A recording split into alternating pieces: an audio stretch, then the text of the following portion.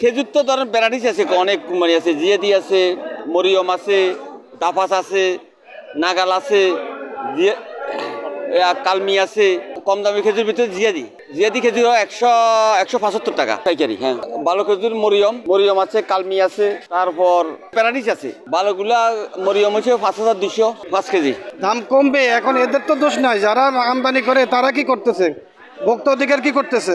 ভোক্তা অধিকারকে বলেন ওরা কত টাকা এলসি দেয় সেটা ওরা তো জানে, প্রশাসন কি করে? বাজার তো দেখতেছি সে আগের মতোই। সর্বনিম্ন আমার কাছে আছে যেটা 180 থেকে 1500, আমার কাছে যেটা আছে। আরো দামি আছে কিন্তু আমার কাছে ওটা নাই। কোয়ালিটি সব ভালো, নতুন মাল। আমরা নতুন ছাড়া বেচি না, আমি নতুন ছাড়া বেচি না, কারণ আমি দোকানদারি করে 2 মাস। যে জিনিসের চাহিদা থাকবে দাম বাড়বেই।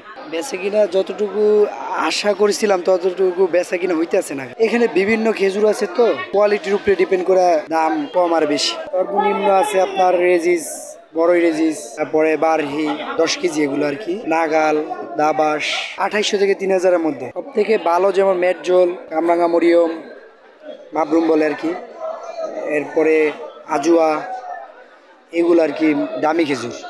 এগুলা আপনার মেটজোল খেজুর যেটা জাম্বু সাইজ, যে 8500।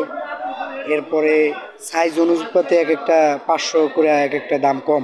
মরিয়ম খেজুর আছে 5300, 5100, 5000। আজুয়া খেজুর আছে 5200 5 কেজি, 3 কেজি আছে। এই কোয়ালিটির উপরে ডিপেন্ড করে দাম হয় আর কি। রমজান উপলক্ষে তো চাহিদা হওয়ার কথাই, কিন্তু তদ্রূপ আর কি ওই রকম চাহিদা এখন আর কি মাল বিকতে আসে না, কাস্টমার নিতে আসে না ডিউটি বাড়তির কারণে।